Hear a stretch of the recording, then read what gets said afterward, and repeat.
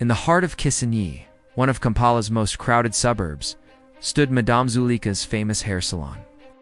It was a landmark, a place buzzing with the constant hum of conversation and the sizzle of hot combs.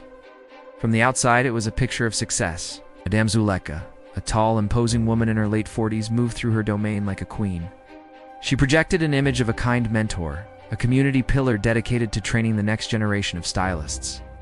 But inside those salon walls, a much darker story unfolded. Every morning, the apprentices arrived at dawn, their hearts full of hope and ambition. They were young, eager, and ready to learn. But before they could even think about touching a customer's hair, Madame Zulaika would greet them with a long list of chores. Sweeping, mopping, scrubbing, fetching water. The work was endless and had nothing to do with hairstyling. If an apprentice dared to pick up a comb during a rare, quiet moment, trying to practice a new technique, Zulaika's voice would crack like a whip. "Drop that. Who told you you're ready?" she'd snap, her eyes flashing with disapproval. The days turned into a blur of thankless labor, punctuated by her constant scolding. There was very little learning and an ocean of work. What truly fueled Zulaika's harshness was a deep, gnawing fear. She saw the raw talent in her apprentices, and it terrified her. This fear would spike whenever a customer paid a girl a compliment. "This one has such gentle hands," a client might murmur after a scalp massage. Or, "She's very neat with her braiding." To anyone else, these would be proud moments. To Zulaika, they were threats. Each compliment felt like a countdown to the day her best girls would leave and become her competition. Fear grew like a toxic weed in her heart, choking out any kindness she might have had. She started watching her apprentices with suspicion, piling on more chores, and belittling their every attempt to improve. Her salon wasn't a school. It was a holding pen. The day everything changed began with a phone call. It was Mrs. Pamela, one of Zulaika's wealthiest and most loyal clients. "Good morning, Madame Zulaika," she said, her voice smooth and confident. "I need my hair done at home today. Please send your apprentice Nakato. We just love her work." Zulaika's smile froze. She tried to redirect. "Oh, Mrs. Pamela, thank you, but I will come myself. I will give you the best service." Mrs. Pamela was firm. "That's kind, but no, we prefer Nakato." Those 3 words, "we prefer her," struck Zulaika like a physical blow.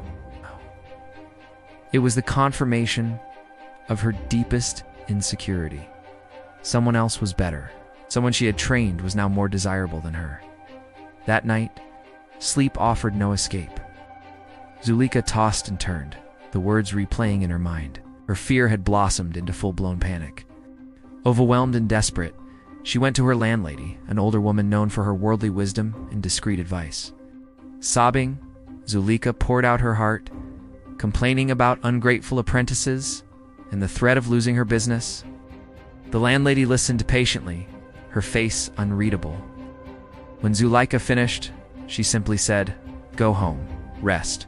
Come back tomorrow morning." The next morning, Zulaika returned, her eyes puffy and her spirit heavy. The landlady led her to a quiet back room and revealed a small, old black clay pot. It was unremarkable, yet it pulsed with a strange energy. "This is your solution," the landlady explained in a low voice. "This will keep your apprentices tied to you. Take this form," she said, handing Zulaika a registration sheet.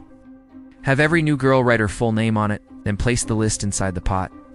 As long as their names are touching this clay, their spirits will be bound to this salon. It won't leave before you are ready to let them go." Zulaika hesitated for a moment. A flicker of her conscience warned her this was wrong, a step into a dark, unknown world.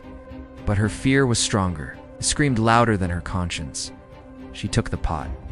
Back at the salon, a dark confidence settled over Zulaika. She watched her apprentices, not as students, but as assets to be controlled.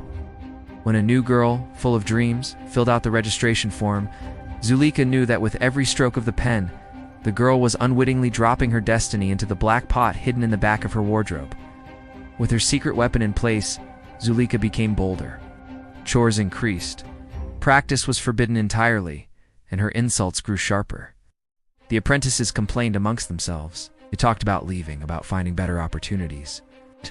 But they always came back the next day, pulled by an invisible force they couldn't understand or resist. Their ambition was being slowly drained away. Weeks turned into months. Apprentices who had planned to stay for a 6-month training program found themselves sweeping the same floor a year later, their skills stagnant. Young women who had once dreamed of opening their own bustling salons now seemed listless, their fire extinguished. They had lost their drive, their very will to succeed. Zulaika watched this spiritual decay with a cold, silent satisfaction. The pot was working. Her kingdom was secure. But this dark power blinded her to the carelessness it bred. One quiet Tuesday afternoon, Zulaika sent 3 of her most trusted apprentices to her house to cook and do a thorough cleaning. As they worked their way through the rooms, they entered their mistress's bedroom. While dusting the large wooden wardrobe, one of them found the black clay pot tucked away in a dark corner. They were confused. What was this old, strange object? Just then, Zulaika's teenage son wandered in. "What's that?" one of the girls asked, holding it up. He glanced at it dismissively. "Oh, that old thing. My mom got it from the landlady. It's just some useless junk. Or throw it away."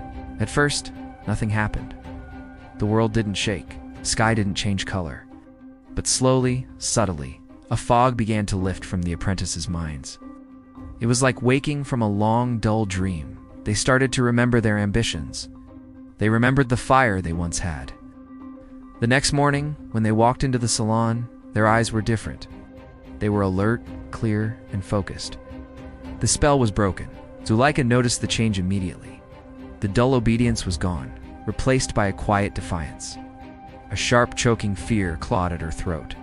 She rushed home, her heart pounding, and threw open her wardrobe. The space where the pot had sat was empty. The chains were broken. The same afternoon, 3 of the apprentices who had been there the longest calmly folded their aprons, packed their small bags, and walked out of the salon without a word. They didn't look back. The next day, 2 more left. Then another.